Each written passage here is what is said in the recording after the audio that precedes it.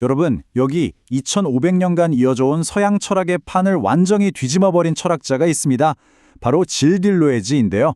지금부터 그의 사상이 왜 오늘날 우리에게 그토록 중요한지, 그 도발적인 생각 속으로 함께 들어가 보겠습니다. 이 말이 딱 맞아요. 들레즈는 지금 이 시대에 가장 강력한 영향을 미치는 사상가 중 한 명으로 꼽힙니다. 그의 철학이 바로 우리 시대의 가장 중요한 질문이 되고 있는 거죠.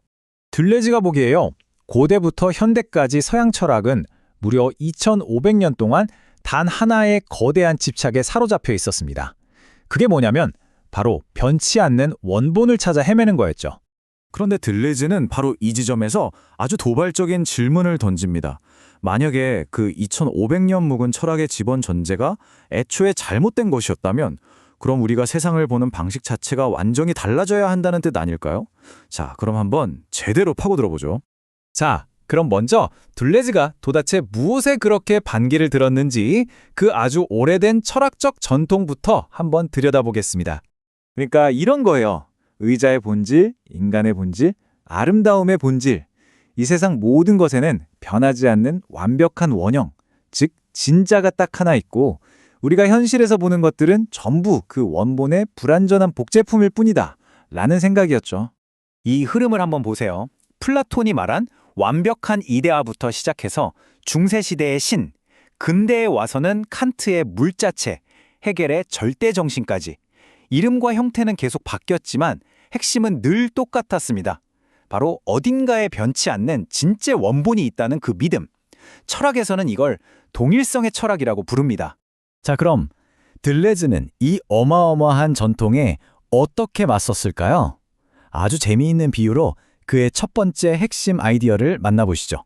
이거 정말 재미있는 질문 아닌가요? 아침 햇살 속의 성당, 해질녘의 성당, 안개에 휩싸인 성당. 전부 같은 성당을 그린 건데 느낌은 완전히 다릅니다. 과연 이 중에 딱 하나, 진짜 원본이라고 부를 만한 그림이 있을까요? 자, 바로 이 지점에서 관점의 차이가 확 드러나는 거죠. 옛날 철학대로라면 이 그림들은 전부 진짜 성당이라는 원본을 제대로 담아내지 못한 뭐랄까 실패작들이에요. 하지만 들레즈는 말합니다. 원본 같은 건 애초에 없어. 각각의 그림은 틀린 게 아니라 그저 다른 것이고 그 자체로 완벽하고 고유한 하나의 현실이라는 거죠. 들레즈는요, 이 원본이라는 강박을 버리는 순간 비로소 차이 그 자체가 보이기 시작한다고 말해요. 세상은 하나의 정답, 즉 원본을 향해 가는 게 아니라 무수한 차이들이 끊임없이 새롭게 생겨나는 과정 그 자체다. 정말 혁명적인 생각이죠. 보통 우리는 반복이라고 하면 공장에서 똑같은 물건 찍어내듯이 늘 같은 결과가 나온다고 생각하잖아요. 하지만 들레즈는 진짜 반복은 마치 모네가 그림을 계속 그리는 것처럼 매번 조금씩 다른 걸 만들어내는 창조적인 과정이라고 본 거예요. 반복이 갇힘을 만드는 게 아니라 오히려 차이를 만들어낸다는 거죠. 들레즈는 이런 차이의 철학을 설명하기 위해서 아주 독특한 개념을 하나 가지고 오는데요. 그게 바로 리좀입니다. 이게 그 관점의 전환을 기가 막히게 보여주는데요. 전통적인 생각은 꼭 나무 같아요. 하나의 중심뿌리, 즉 원본에서 줄기가 나오고 가지가 뻗어나가는 위계질서가 뚜렷하죠. 반면에 들레즈가 말하는 리좀은 생강이나 잔디뿌리처럼 땅 속에서 제멋대로 뻗어나가는 줄기입니다. 중심도 없고 위아래도 없어요. 어떤 지점이든 다른 어떤 지점과도 연결될 수 있는 그런 수평적인 네트워크죠. 유점적 사고에서 중요한 건 사물 자체가 아니라 어떻게 접속하느냐 하는 거예요. 예를 들어보죠. 회칼이 요리사와 만나면, 즉 접속하면 어떻게 될까요? 네, 아주 훌륭한 주방 도구가 되죠. 그런데 바로 그 회칼이 이번엔 조폭의 손에 들어갔다고 생각해보세요. 순식간에 끔찍한 무기가 되어버립니다.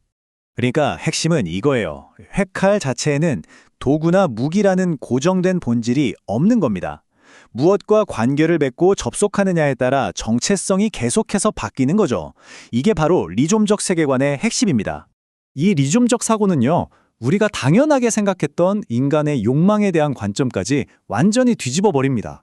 우리가 보통 프로이트를 떠올리면 욕망은 결핍에서 온다고 생각하잖아요. 뭔가 부족하니까 그 빈 곳을 채우려고 욕망한다는 거죠. 하지만 들레즈의 생각은 완전히 정반대예요. 욕망은 결핍이 아니라 오히려 무언가를 끊임없이 만들어내고 다른 것과 접속하려는 생산적인 힘, 그러니까 공장과 같다는 겁니다. 자, 이제 지금까지 이야기했던 차이, 리좀, 욕망, 이 모든 개념이 하나로 합쳐지는 들레즈 철학의 최종 목적지에 도착했습니다. 바로 사건의 존재론입니다. 이 변신 과정을 한번 따라가 볼까요? 먼저 학생, 교사, 책상 같은 것들이 모여있는 평범한 교실이라는 배치가 있습니다.